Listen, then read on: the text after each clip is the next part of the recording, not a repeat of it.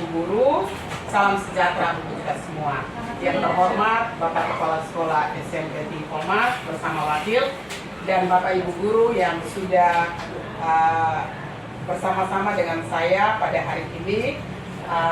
Di sini saya akan berbagi pengalaman tentang diseminasi budaya positif, menyebarkan pemahaman dan penerapan pengalaman budaya positif yang sudah saya pelajari pada modul 1.4. Sebagai makhluk ciptaan Tuhan, marilah kita mengawali kegiatan kita dengan doa sehingga kegiatan diseminasi kita pada hari ini bisa berjalan dengan baik dari awal, pertengahan hingga akhir. Saya memimpin doa dan kita yang lain mengikuti. Dalam nama Bapa dan Putra dan Roh Kudus. Amin. Allah Bapa dalam kerajaan surga, kami bersyukur atas anugerah dan kasih setiamu sehingga Engkau mengumpulkan kami di tempat ini untuk berbagi hal baik. Sebagai seorang guru, kami percaya Engkau menganugerahi kami hal-hal baik dan kami bisa menerapkan kepada anak-anak kami. Segala doa dan harapan ini kami panjatkan kepadamu demi Kristus Tuhan kami. Amin. Dalam nama Bapa dan Putra dan Roh Kudus. Amin. Oke, baik. Sebelum saya memulai kegiatan kita pada siang hari ini, saya ingin berpantun. Mungkin saya minta cakepnya dari teman-teman. Ya.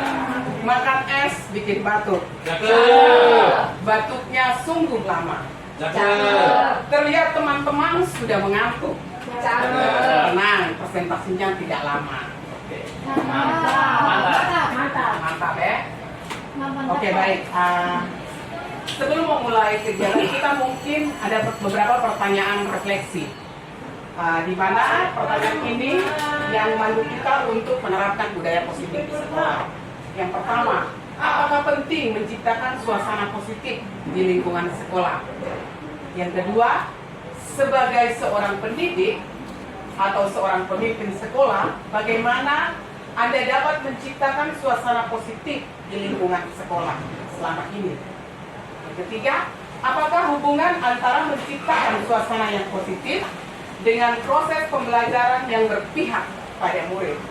Yang keempat, bagaimana menerapkan disiplin saat ini di sekolah Anda? Apakah sudah diterapkan dengan efektif? Apabila belum, apa yang menurut Anda masih perlu diperbaiki dan dikembangkan? Oke, baik, ini sedikit berbagi bahwa setelah saya mempelajari modul 1.4, saya sudah membuat aksi nyata di kelas 10 khususnya dan juga siswa di kelas 12. Di mana aksi nyata yang saya lakukan adalah bersama-sama murid melakukan keyakinan kelas, kesepakatan dalam keyakinan kelas pada pelajaran yang saya bawakan, dan juga saya melakukan proses segitiga restitusi dalam menyelesaikan penyimpangan yang terjadi pada anak, yaitu anak yang terlambat dan juga tidak fokus pada saat guru menjelaskan di depan. Dan juga saya mencoba, aksi nyata yang saya lakukan adalah ketika saya apel bersama anak-anak, saya menerapkan 5S. Sapa, senyum, salam, sapa, sopan, dan santun.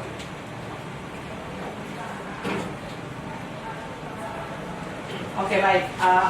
Untuk modul 1 kami mempelajari tentang pemikiran dari Ki Hajar Dewantara, di mana guru itu diibaratkan seperti seorang petani, sedangkan sekolah adalah lahan.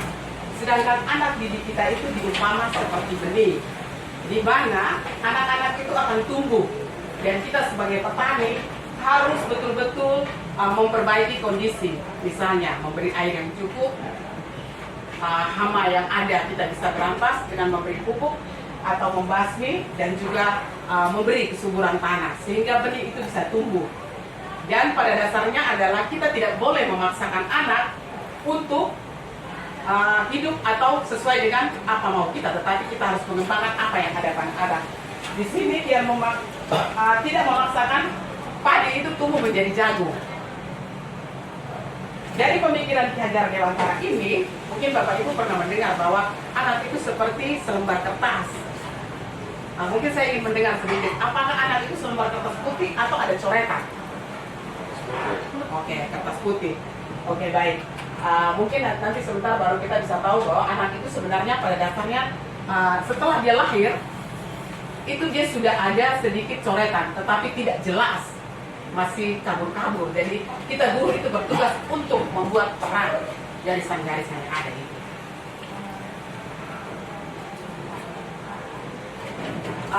Pembelajaran dengan paradigma baru merupakan pembelajaran yang dirancang berdasarkan pembelajaran berdiferensiasi, sehingga peserta didik itu belajar sesuai dengan kebutuhan, di mana kebutuhan ini didasarkan pada teori untuk mewujudkan profil pelajar Pancasila. Di mana profil pelajar Pancasila kita tahu ada 6, yaitu beriman dan bertakwa pada Tuhan Yang Maha Esa dan berakhlak mulia, berkebinekaan global, bergotong royong, kreatif, bernalar kritis, dan mandiri. Sebagai seorang guru, kadang kita mempunyai teori kontrol, di mana ada ilusi kontrol guru, ada ilusi dan ada kenyataan. Pada dasarnya guru itu dapat mengontrol murid, tetapi kenyataannya bahwa sebenarnya murid itu mempunyai hak untuk memilih dia mau ikut atau tidak.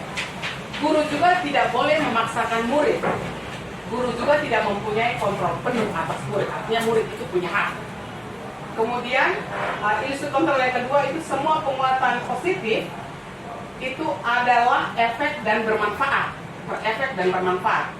Tetapi pada kenyataannya murid mempunyai hak untuk menolak bujukan. Yang kedua, murid dapat tergantung pada pendapat dan bujukan guru. Kemudian yang ketiga, kritik dan membuat orang merasa bersalah dapat menguatkan karakter. Itu ilusi kontrol. Sedangkan kenyataannya bahwa menyalahkan atau memberikan kritikan tidak menguatkan murid tetapi melemahkan. Yang kedua, murid akan mempunyai persepsi negatif atas dirinya. Kemudian akan ada identitas gagal pada murid. Ilusi kontrol yang berikutnya adalah orang dewasa memiliki hak untuk memaksa, di mana kenyataannya tidak efektif pada jangka waktu panjang. Murid bisa memberontak dan juga menciptakan permusuhan antara guru dan murid. Perbedaan stimulus respon dan teori kontrol. Mungkin bisa dilihat stimulus respon dan teori kontrol. Realita atau kebutuhan kita semua sama, tapi pada kenyataannya setiap murid itu punya kebutuhan yang berbeda-beda. Kemudian kita semua melihat hal yang sama. Sebenarnya setiap orang memiliki gambaran yang berbeda-beda. Kita mencoba mengubah orang agar berpandangan sama seperti kita. Sedangkan teori kontrolnya kita berusaha harus memahami pandangan orang lain tentang dunia. Perilaku buruk dilihat sebagai suatu kesalahan, di mana kalau teori kontrolnya semua perilaku itu pasti ada tujuan. Orang lain bisa mengontrol saya. Teori kontrolnya hanya saya yang bisa mengontrol diri saya. Saya bisa mengontrol orang lain, Anda tidak bisa mengontrol orang lain, karena yang bisa mengontrol adalah diri sendiri. Pemaksaan ada pada saat bujukan gagal. Kolaborasi dan konsensus menciptakan pilihan-pilihan baru. Model berpikir menang dan kalah, sedangkan teori kontrolnya adalah model berpikir harus menang dan menang. Oke, baik. Disiplin dan nilai-nilai kebajikan. Mungkin ada pertanyaan pengantar bahwa bagaimana cara kita membuat murid menjadi disiplin? Siapa yang dapat membuat murid menjadi disiplin? Atau apakah benar dengan paksaan atau membuat murid disiplin dalam dirinya? Mungkin ada yang bisa menjawab. Dengan apa kita membuat murid disiplin? Atau bagaimana caranya? Dengan aturan. Oke. Baik, sebentar kita bisa lihat. Disiplin apa saja dampak jika kita melakukan pemaksaan. Kalau aturan itu berarti kita sudah paksa anak. Oke. Akan hilang ketertarikan atau bahkan menjadi antipati terhadap kegiatan yang dipaksakan. Kedua, kemerdekaan murid adalah berekspresi dan bereksplorasi. serta potensi murid akan terbatas atau malah bisa hilang sama sekali. Perilaku ini tidak akan menjadi kebiasaan dalam jangka panjang pada murid karena dia hanya tahu aturan pada saat itu saja. Murid akan merasa ketakutan dan tidak nyaman sehingga rasa berani dan percaya diri itu mulai akan hilang. Jadi disiplin sendiri adalah belajar kontrol diri agar dapat mencapai suatu tujuan yang mulia yang mengacu pada nilai-nilai kebajikan umum. Sebagai pendidik, tujuan kita adalah menciptakan murid-murid yang memiliki disiplin diri sehingga mereka bisa berperilaku dengan mengacu pada nilai-nilai kebajikan dan memiliki motivasi intrinsik, bukan ekstrinsik. Sifat positif manusia yang merupakan tujuan mulia yang ingin dicapai dari setiap individu ini sesuai dengan profil pelajar Pancasila ada peduli, disiplin, kesetiaan, dan komitmen. Di mana di sini ada beberapa sikap, yaitu anak-anak diharuskan atau memiliki kebajikan yang ada, nilai-nilai kebajikan yang diharapkan. Motivasi dan perilaku manusia. Apa motivasi Bapak Ibu datang ke tempat, ke sekolah tepat pada waktunya? Biasanya orang itu datang ke sekolah itu biasanya ada motivasi bahwa dia mau dapat pujian dari pemimpin, atau karena takut untuk ditegur oleh pemimpin, atau yang ketiga adalah menghargai dirinya sendiri. Kira-kira dari ketiga pertanyaan ini yang bisa dijawab mungkin? Oke? Menghargai diri sendiri. Artinya perilaku yang kita lakukan itu bukan untuk orang lain, tetapi untuk diri kita sendiri. Motivasi perilaku menurut Diana Gosen dalam bukunya menyatakan ada 3 motivasi perilaku manusia. Di sini ada 3, yaitu untuk menghindari ketidaknyamanan hukuman. Yang kedua, untuk mendapatkan imbalan atau penghargaan. Yang ketiga, untuk menghargai diri sendiri. Ini sama kayak tadi, semua memilih untuk menghargai diri sendiri. Artinya yang kita motivasi itu internal di dalam diri kita. Sedangkan 2 motivasi yang lain itu adalah motivasi eksternal, yang pastinya adalah jangkanya pendek. Motivasi perilaku manusia ini dari ketiga motivasi tadi, manakah yang menurut Bapak Ibu yang mendasari perilaku murid-murid di sekolah kita saat ini? Jika murid datang ke sekolah tidak tepat waktu, kira-kira apa yang ingin Bapak Ibu lakukan? Apakah hukuman, konsekuensi, atau restitusi? Konsekuensi. Oke, konsekuensi. Semua konsekuensi atau ada yang kasih hukuman? Atau restitusi? Oke, konsekuensi. Baik, nanti setelah kita bisa tahu apa itu konsekuensi, hukuman maupun restitusi. Dari ketiga motivasi tadi, motivasi manakah yang menurut Bapak Ibu yang mendasari perilaku murid-murid di sekolah? Hukuman sendiri merupakan identitas gagal, sedangkan konsekuensi dan restitusi merupakan identitas sukses. Dari mana kita tahu gagal dan sukses? Hukuman itu biasanya bersifat tidak terencana atau tiba-tiba dalam satu arah. Jadi kita yang memberi hukuman, anak siap terima saja. Sedangkan disiplin dalam bentuk konsekuensi sudah terencana atau sudah dibahas, disepakati dan disetujui oleh murid dan guru. Itu konsekuensi. Sedangkan restitusi sendiri adalah proses menciptakan kondisi bagi murid untuk memperbaiki kesalahan mereka sehingga mereka bisa kembali pada kelompok mereka dengan karakter yang lebih kuat. Jadi hukuman, konsekuensi, dan restitusi itu bisa kita lakukan di lingkungan sekolah ketika ada anak-anak yang menyimpang.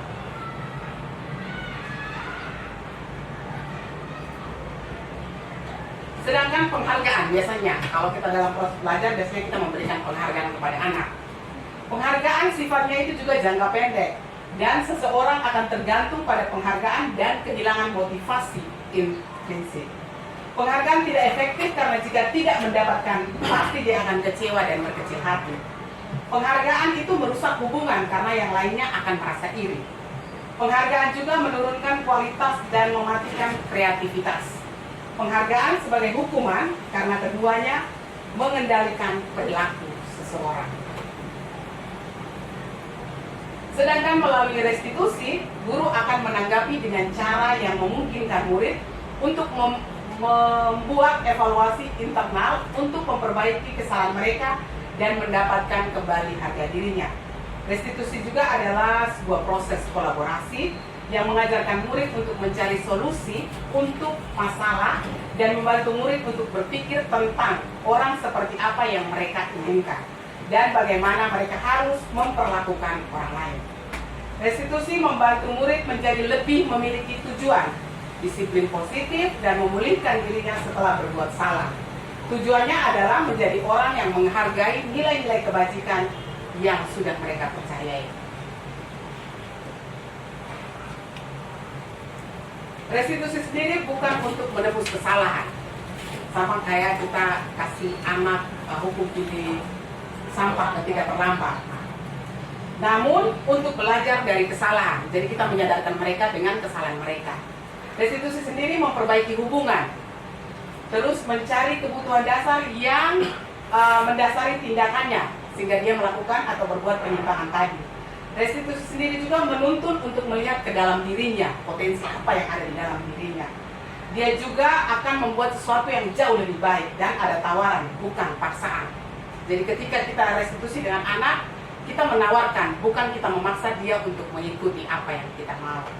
Kemudian kita lebih fokus pada solusi, dan restitusi juga menguatkan dan mengembalikan murid yang berbuat salah pada kelompoknya, sehingga dia bisa mengetahui apa yang perlu diperbaiki.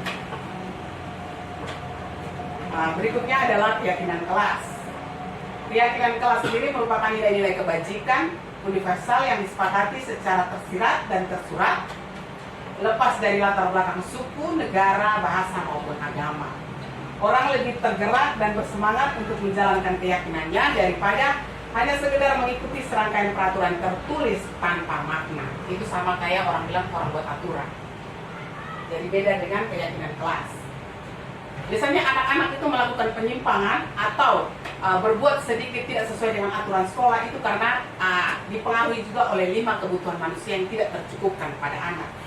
Di sini ada 5 kebutuhan manusia yang mendasar, yaitu bertahan hidup, kesenangan, kebebasan, penguasaan dan kasih sayang, atau rasa diterima. 5 kebutuhan ini jika tercukupkan, maka anak akan berjalan sesuai dengan apa yang diharapkan. Tetapi jika ada penyimpangan, maka mungkin kita perlu pendekatan kebutuhan apa yang kira-kira anak butuh.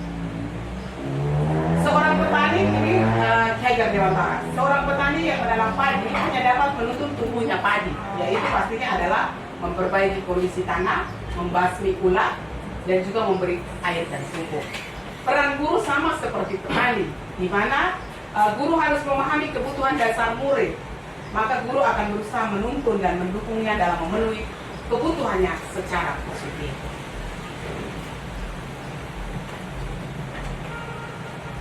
Posisi 5 posisi kontrol. Guru bisa memegang 5 posisi kontrol ini dalam menjalankan tugasnya di sekolah.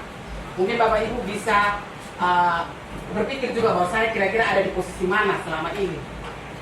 Yang pertama adalah posisi penghukum. Dalam posisi ini biasanya kita berbicara dengan nada yang agak tinggi, dengan kata-kata atau dengan menghardik, menunjuk, bahkan kita biasa menyindir juga. Menghukum bisa berupa fisik maupun psikis dengan kata-kata, atau bisa juga dengan cubit telinga. Kemudian dampak yang terjadi adalah murid akan memberontak, bahkan menyimpan dendam dan tidak menyukai guru, bahkan mata pelajaran yang kita ampuh pun anak tidak suka lagi. Kemudian posisi kontrol yang kedua adalah posisi membuat rasa bersalah, di mana dalam posisi ini suara kita cenderung merendah, halus dan sedih, menyalahkan murid. Misalnya, kamu jangan ribut, nanti ibu ditegur kepala sekolah. Itu adalah salah satu contoh dari posisi kita membuat anak, posisi kontrol kita adalah sebagai pembuat rasa bersalah. Kemudian dampaknya adalah murid merasa bersalah dan gagal karena tidak mampu membahagiakan orang lain. Di sini dia tidak bisa membahagiakan kita sebagai guru. Kemudian selain itu juga murid akan merasa diri rendah. Posisi kontrol yang ketiga adalah sebagai teman. Biasanya suara guru itu ramah dan cenderung untuk bersenja gurau. Murid akan merasa senang, aman, dan akrab dengan guru itu. Tapi ada dampaknya. Murid akan tergantung pada guru tersebut. Murid juga tidak berpikir untuk dirinya sendiri, tetapi murid itu berperilaku baik hanya pada orang-orang tertentu saja atau guru yang dia suka saja.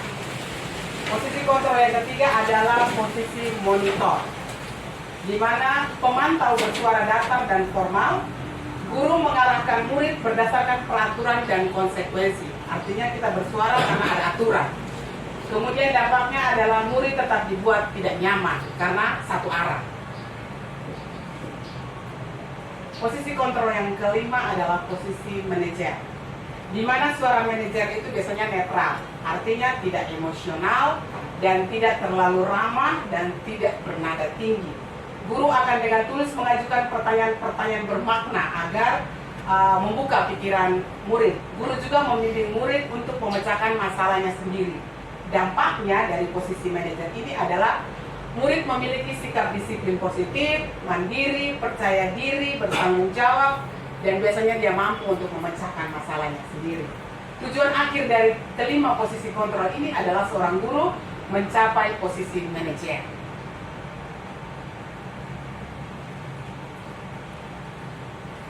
Di sini ada diagram bahwa 5 posisi kontrol itu ada identitas gagal dan sukses, di mana penghukum, pembuat merasa bersalah, dan berteman itu biasanya masuk identitas gagal.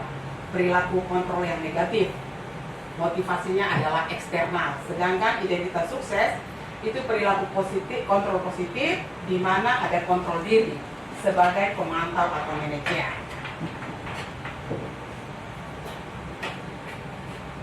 Untuk menyelesaikan penyimpangan pada anak, biasanya kita menggunakan tahapan segitiga restitusi, di mana ada 3 tahapan ini. Yang pertama kita menstabilkan identitas, yang kedua validasi tindakan yang salah, dan yang ketiga menanyakan keyakinan. Menstabilkan identitas, biasanya kita mengubah identitas anak itu dari orang yang gagal menjadi orang yang sukses. Kata-kata yang biasa kita ajukan itu biasanya setiap orang itu pasti pernah berbuat salah atau tidak ada manusia yang sempurna. Kata-kata itu atau kalimat-kalimat itu yang bisa kita tanyakan ke anak dan kita bisa membuat dia untuk menstabilkan identitas dia. Kemudian yang kedua adalah validasi tindakan yang salah, di mana setiap tindakan yang kita lakukan dengan tujuan yaitu memenuhi kebutuhan dasar yang tadi, 5 kebutuhan dasar pada anak. Biasanya di sini kita akan membuat dengan kalimat-kalimat yang bisa mengacu bahwa kamu pasti punya alasan kenapa tadi kamu terlambat, atau kenapa kamu tidak mendengar pada saat ibu memberikan penjelasan. Jadi itu namanya kita memvalidasi tindakan yang salah, sehingga dia tahu bahwa yang dia lakukan itu adalah salah. Kemudian kita juga bisa memberi motivasi ke dia bahwa yang tadi kamu buat itu mungkin kamu bisa lebih buat hal yang jauh lebih baik dari yang tadi. Kemudian yang ketiga adalah menanyakan tentang keyakinan. Ketika identitas sukses telah tercapai pada langkah 1 dan juga tingkah lakunya pada langkah kedua, maka anak akan siap untuk dihubungkan dengan nilai-nilai yang sudah dia percaya. Di sini biasanya kalimat-kalimat yang biasa digunakan itu biasanya kira-kira nilai apa yang sudah kamu inginkan dari setelah kamu menyadari bahwa ini, atau mungkin saja kamu mau jadi orang yang seperti apa kelak. Misalnya ibu saya mau jadi polisi, tetapi ketika dia datang terlambat terus, kira-kira bisa tidak menjadi polisi kalau dia datang terlambat terus? Pasti dia akan jawab yang tidak itu. Dan itu dia akan menyadari bahwa hal yang dilakukan itu adalah menyimpang. Jadi ketika anak sudah mendapatkan gambar yang jelas tentang orang seperti apa yang mereka inginkan, berarti guru dapat membantu anak untuk tetap fokus pada gambaran tersebut. Artinya fokus pada apa yang dia mau. Sekian dan terima kasih. Oke, baik, di sini kita saling berbagi saja. Kebetulan saya guru penggerak, jadi saya berbagi. Mungkin ada teman-teman yang ingin memberikan masukan, karena di sini saya tidak menggurui. Mungkin dari yang tadi dipresentasikan itu mungkin ada yang memberikan masukan, saran, boleh. Kita berbagi saja.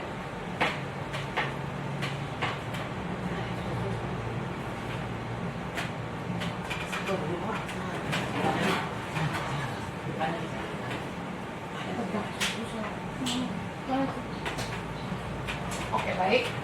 Baik, terima kasih. Saya mau sedikit bertanya tentang yang tadi yang dipresentasi tentang hukuman dan konsekuensi dan restitusi.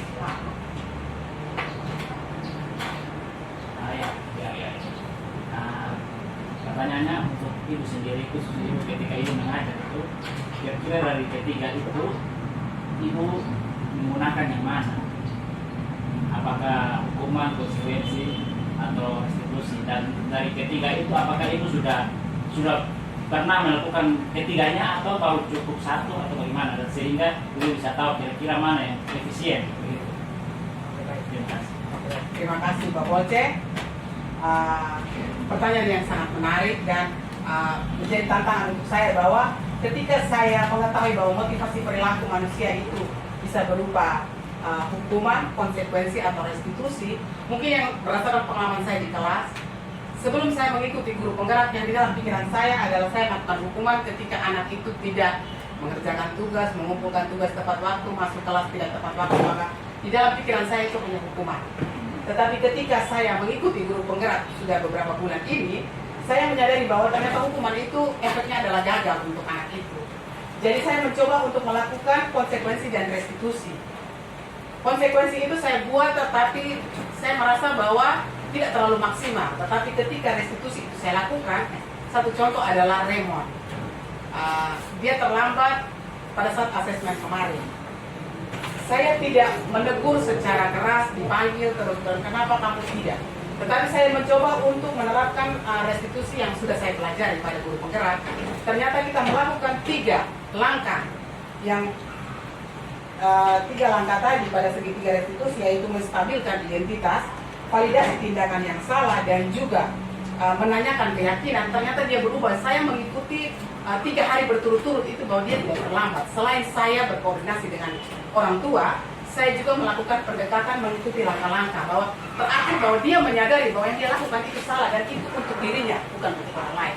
Saya datang tepat waktu itu bukan karena ibu Emin atau bukan karena pikirnya, tidak, tapi karena untuk diri saya. Jadi mungkin yang saya lakukan beberapa hari terakhir ini adalah saya sudah melakukan restitusi. Dan saya berharap bahwa guru-guru juga mungkin bisa mengambil hal yang baik bahwa restitusi itu dilakukan supaya menstabilkan anak-anak itu menyadari yang dia lakukan itu bukan untuk orang lain tetapi untuk dia punya hidup. Mungkin dari saya itu saja. Terima kasih. Ada lagi, kita berbagi saja.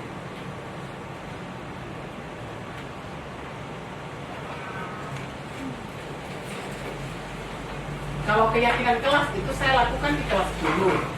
Saya mencoba untuk membedakan antara aturan dan kesepakatan kelas. Kalau aturan itu kan pasti tidak datang ke sekolah terlambat berarti tiket akan mengatur sesuai dengan hak. Tetapi ketika keyakinan kelas itu kami buat di pertemuan pertama itu sangat menarik. Karena dengan sendirinya melihat ada sampah, karena mereka bilang kelas itu harus dalam keadaan bersih. Jadi ketika ada sampah, angin tiup dari kelas sebelah mereka langsung ambil dan simpan tanpa disuruh. Kemudian ketika ada teman yang menyampaikan pendapat, dengan sendirinya yang lain ikut tenang karena ada aturan kelas yang kami sudah buat bahwa ketika guru atau teman menyampaikan pendapat atau menjelaskan, yang lain mendengarkan. Artinya kesepakatan kelas yang saya lakukan juga saya rasa ada perubahan sedikit karena belum biasa, jadi agak sedikit kaku. Cuma pertemuan kedua sudah jauh lebih baik bahwa setiap kali ada pelanggaran saya selalu menunjuk pada tabel atau papan kesepakatan kelas. Mungkin dari saya itu. Ada lagi? Saya berbagi saja soal kesepakatan kelas. Oke, baik. Bagaimana cara ibu menerapkan sikap disiplin di sekolah itu atau di kelas? Oke, baik. Terima kasih. Mungkin disiplin di kelas ini kita semua guru pasti harus disiplin. Tapi pada kenyataannya bahwa kadang kita juga manusia yang tidak luput dari salah, sama seperti segitiga restitusi tadi. Nah, cara untuk membuat saya disiplin itu adalah Yang pertama, yang pastinya saya tidak mau melihat orang lain, tetapi saya kembali kepada diri saya. Jadwalnya sudah ada, berarti otomatis saya datang tepat waktu. Kalau di kelas, saya maksimalkan bahwa ketika jam pelajaran saya itu saya sudah tahu, berarti saya harus masuk ke dalam kelas tepat jam dan keluar kelas juga tepat jam. Jika ada halangan, berarti saya menginformasikan kepada piket ataupun kepada ketua kelas.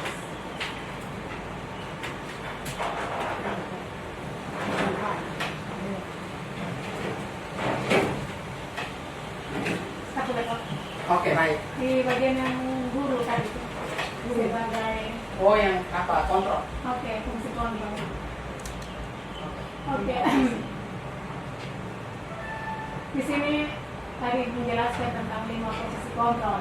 Posisi penghukum, pembuat bersalah, dan terakhir di posisi manajer. Nah, ini menurut Ibu kira-kira ini kan berbagi pengalaman. Contoh untuk posisi kelima ini kadang susah karena dimana dengan karakter anak yang sangat banyak, terus kita dulu juga manusia yang lemah, karena kita masuk dalam hal di saat kita datang ada mood enak, oke, mood enak. Kira-kira Ibu bisa memberikan tips-tips kepada kita berbagi praktek baik, bagaimana kita bisa belajar untuk memposisikan kita sebagai guru yang positif. Karena selama proses saya mengajar itu saya mencoba tetapi belum bisa, karena itu tadi kelemahan kita dan anak-anak yang kita hadapi dengan berbagai macam cara. Saya bisa minta saran dari Ibu supaya kita bisa berbagi posisi kontrol ini. Oke, baik, terima kasih. Pertanyaan yang sangat menarik karena memang ini 5 posisi ini jujur ketika sebelum saya pelajari juga saya tahu bahwa saya tidak pernah di posisi itu. Itu yang pertama. Tetapi ketika saya sudah belajar budaya positif ini, dia makan waktu sekitar 3 minggu kayaknya. Dan saya coba untuk mempelajari bahwa posisi sebelumnya itu biasanya saya ada di situ. Tetapi posisi ini yang paling sulit memang benar sebagai manusia. Tetapi ketika saya mempelajari di modul 1.4 ini, saya sudah mencoba menerapkan adalah saya menegur guru piket. Kebetulan posisi manajer ini berarti posisi kita sebagai seorang pemimpin. Nah, saya coba menerapkan pada saat piket hari Senin terlambat. Mungkin saya memanggil dengan menegur, mungkin cara saya belum terlalu 100% sebagai manajer, tetapi saya melihat bahwa Senin berikutnya itu guru piketnya langsung berubah. Berubah ini bukan berarti mereka menyenangkan saya, tetapi mereka mungkin dengan pendekatan saya sebagai manajer pada saat saya menegur mereka, mungkin dengan menggunakan bahasa yang tidak emosional, dengan sedikit tersenyum, dan kita tahu bahwa sikap kita itu mungkin datang pagi ketika ada permasalahan sedikit, mungkin sebagai emosi, sebagai manusia. Tetapi saya mencoba untuk tergerak kembali bahwa ingat posisi kontrol, ingat posisi. Jadi saya panggil mereka pun saya langsung ngomong, saya belajar di guru penggerak, saya mencoba untuk menerapkan posisi ini. Dan mungkin ada teman di sini yang mungkin berada di posisi itu waktu itu. Nah, jadi artinya bahwa saya tidak satu kali langsung menjadi manajer, tetapi saya mencoba dari karena yang 1, 2, 3, 4 itu kan mungkin kita sudah pernah posisi itu. Tetapi posisi manajer itu saya ketika saya belajar saya mencoba untuk pertama adalah menegur guru piket. Terus yang kedua, ketika di kelas ada anak yang keluar masuk tidak beraturan, itu saya mencoba untuk panggil dia dan saya tidak dengan kasar atau apa, tapi saya dengan tertawa atau sambil merangkul saya bertanya. Ternyata anaknya perutnya ada gangguan, saya nanti kali sampaikan saja. Dan setelah itu mungkin ada sedikit perubahan dari anak dan juga guru. Jadi mungkin ini kalau dari saya bahwa posisi kontrol ini akan bisa kita terapkan, yang pastinya adalah kita harus sering merefleksikan diri juga bahwa kemarin saya buat dengan cara ini, anak ini tidak bisa. Berarti karena memang anak banyak, posisi kita di sekolah ini syukurnya adalah murid kita sedikit. Tetapi ketika murid sedikit tapi dengan karakter yang berbeda, itu juga termasuk banyak. Jadi mungkin kita lebih ke setiap saat itu kita juga merefleksikan diri, sehingga kita tahu bahwa posisi kontrol kita itu bagaimana pada anak yang ini. Karena mungkin setiap anak posisi kontrol kita juga agak berbeda perlakuan. Mungkin begitu Ibu Ati? Oke, baik. Terima kasih. Mungkin ada lagi? Kalau digabungkan tadi bisa. Oke? Oke, baik. Mungkin sampai di sini materi yang saya bawakan tentang diseminasi budaya positif untuk teman-teman. Di sini kita berbagi. Semoga saja hal positif ini bisa teman-teman mempraktekkan dan juga bisa berbagi kepada teman-teman lain. Sebelum mengakhiri kegiatan kita sebagai makhluk ciptaan Tuhan, kita berdoa dulu. Dan kita Desi untuk berdoa. Baik, terima kasih. Sebelum kita menutup kegiatan kita pada siang hari ini, izinkanlah saya berdoa menurut agama dan kepercayaan saya yaitu Katolik.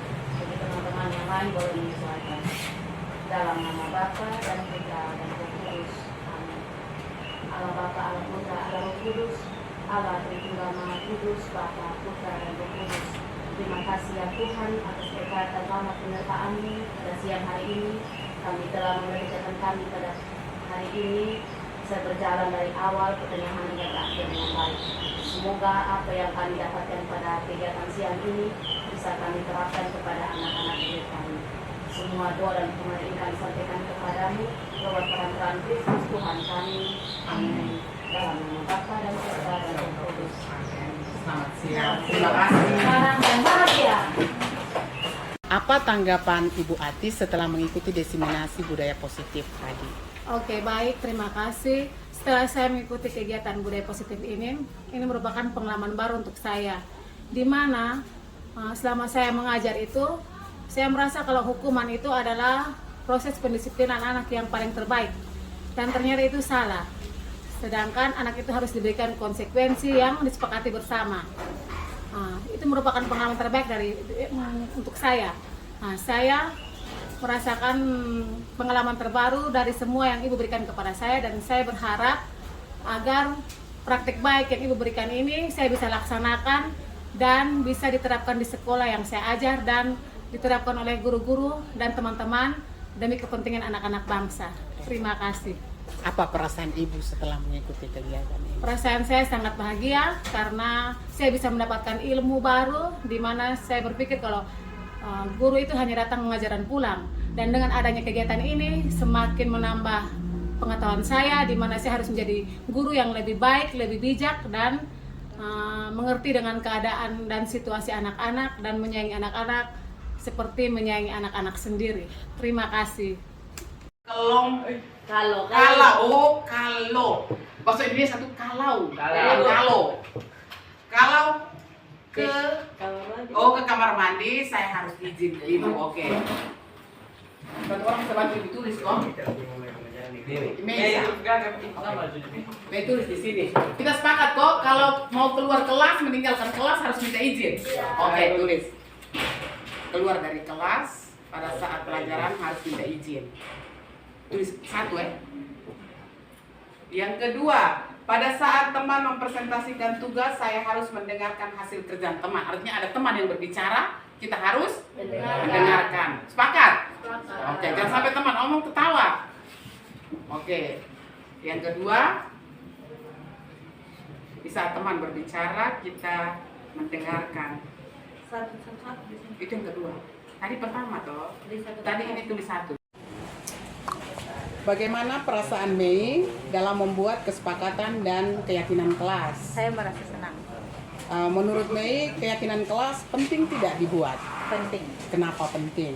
Karena dengan keyakinan kelas menjadi lebih tertib karena memiliki peraturan di dalamnya dan siswa tidak bisa berbuat seenaknya saat mengikuti pelajaran. Bagaimana perasaan Randi saat membuat kesepakatan dan keyakinan kelas? Perasaan saya sangat senang. Menurut Randi, keyakinan kelas penting tidak dibuat? Penting. Kenapa penting? Karena bisa mengikuti pelajaran dengan lancar dan tertib.